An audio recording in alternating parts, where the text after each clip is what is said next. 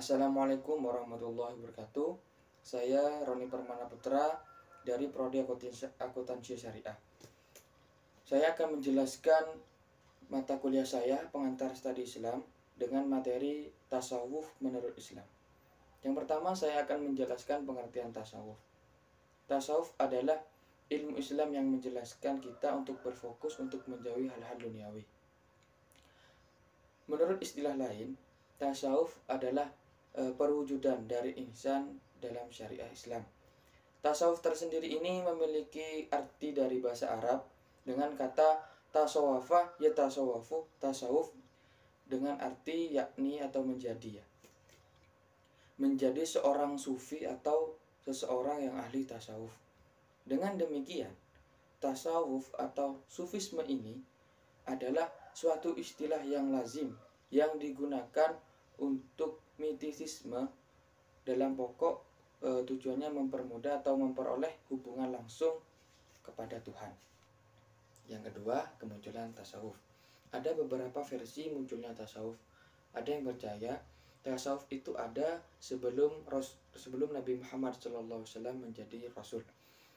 Juga ada yang meyakini bahwa tasawuf muncul setelah kerasulan Nabi. Tasawuf muncul setelah zaman Nabi Muhammad SAW. Mereka menganggap bahwa politik dan kekuasaan merupakan gerakan uzlah. Lalu muncullah gerakan tasawuf yang dipelopori oleh Hasan al-Basri pada abad yang kedua. Pendapat lain menjelaskan bahwa tasawuf muncul saat pertikaian antara umat Islam pada zaman Khalifah Utsman dan Ali bin Abi Thalib. Assalamualaikum warahmatullahi wabarakatuh. Perkenalkan, nama saya Setianing Rubiatul Fiana, NIM 212105030060 dari Prodi Akuntansi Syariah.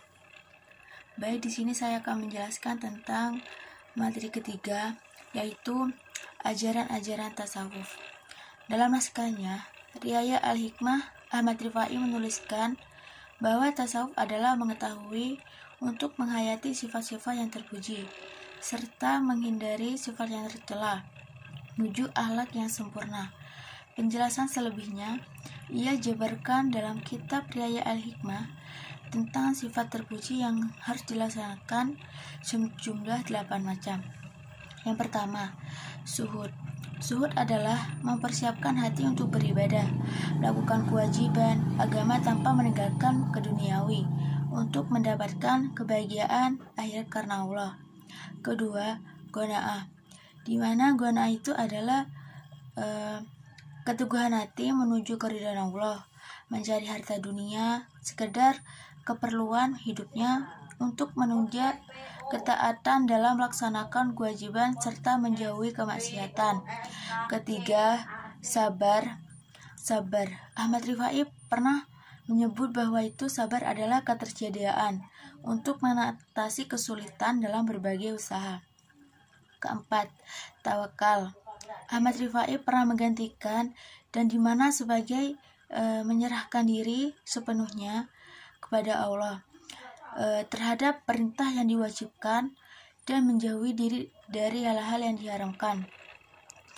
Kelima, mujahadah. Mujahadah adalah bersungguh-sungguh memenuhi perintah Allah dengan menatapi kewajiban dan menjauhi kemaksiatan secara lahir maupun batin secara semaksimal mungkin. Keenam, ridha. Ridha adalah kemauan hati untuk menerima ketentuan dari Allah, menerima hukum syariah dengan melakukan kewajiban penuh keikhlasan dan ketaatan, serta menjauhi perbuatan maksiat dan menerima bencana. 7. Syukur. Syukur memiliki arti mengetahui segala nikmat yang berasal dari Allah, baik itu berupa nikmat tahini seperti kekayaan materi dan anggota tubuh, serta nikmat Allah batiniah seperti diberikannya rasa keimanan dan ketakwaan. 8. Ikhlas. Ikhlas adalah kecenderungan untuk membersihkan hati, hanya beribadah kepada Allah dan untuk membersihkan hati agar tidak condong hanya beribadah karena selain Allah. Perkenalkan, nama saya Sari Wulandari. Di sini saya akan menjelaskan tentang hubungan tasawuf dengan dunia modern. Perkembangan kehidupan materi begitu cepat dan canggih. Kehidupan modern saat ini telah berkembang menjadi sedemikian materialistik dan individualistik. Materi menjadi tolak ukur untuk dalam segala hal. Kesuksesan, kebahagiaan, semuanya ditentukan oleh materi. Orang-orang berlomba mendapatkan materi sebanyak-banyaknya karena dengannya mereka merasa dirinya sukses. Akibatnya, manusia sering bertindak kendali demi materi.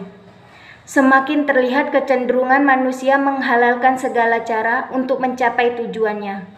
Nilai-nilai kemanusiaan semakin surut. Toleransi sosial dan solidaritas sesama serta ukhuwah di kalangan umat Islam juga semakin memudar dan cenderung menghilang.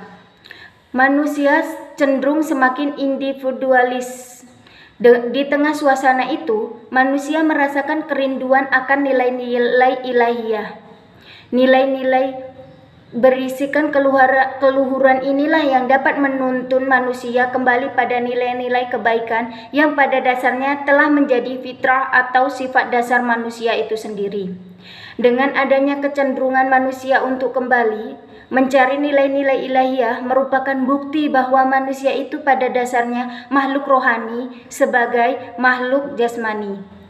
Berdasarkan nilai yang terkandung dalam ajaran tasawuf, selama manusia belum bisa keluar dari kungkungan jasmani dan materi, selama itu pula dia tidak akan menemukan nilai-nilai rohani yang dia dambakan. Untuk itu, dia harus berusaha melepaskan rohnya dari kungkungan jasmaninya. Maka dia harus menempuh jalan yang sangat lama. Ridha Allah juga bertujuan untuk mengasah roh supaya tetap suci. Naluri manusia selalu ingin mencapai yang baik dan sempurna dalam mengarungi kehidupannya.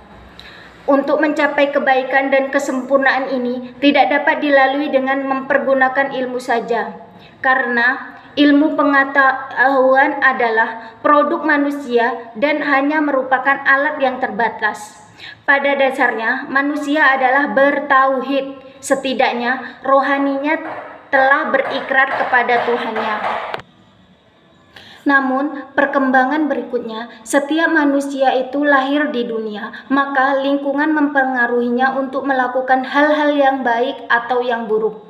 Pengaruh lingkungan sangat berperan dalam membentuk kepribadian seseorang. Manusia adalah makhluk yang senantiasa mendambakan nilai-nilai ilahi, cinta kepada kesucian dan cenderung kepada kebenaran. Ingin selalu mengikuti ajaran-ajaran Tuhan karena kebenaran itu tidak akan dicapai kecuali dengan Tuhan sebagai sumber kebenaran mutlak. Fitrah merupakan hidayah yang diberikan Tuhan kepada manusia selaku khalifah di muka bumi yang kejadian asal mulanya yang suci dan baik. Maka jelaslah bahwa pada dasarnya manusia adalah makhluk yang suci dan baik sebab manusia dilengkapi oleh penciptanya dengan kemampuan dan bakat yang mengenali sendiri mana hal-hal yang buruk atau hal-hal yang baik kepada kebenaran. Dengan fitrahnya itu, manusia menjadi makhluk yang hanif, yaitu yang secara alami cenderung dan memihak kepada yang benar, yang baik dan suci. Tasawuf akan mempengaruhi sikap dan perilaku seseorang terutama dalam hal nilai-nilai moral dan kepribadian. Tokoh-tokoh tasawuf: 1. Jalaluddin Rumi, 2. Al-Ghazali, 3. Said Nursi, 4. Hasan Al-Basri, 5. Abu Yazid Al-Bustami, 6. Rabi'ah Al-Adawiyah, 7. Al-Qurairi, 8. Ibnu Arabi. Cukup sekian yang dapat saya sampaikan. Saya ucapkan terima kasih.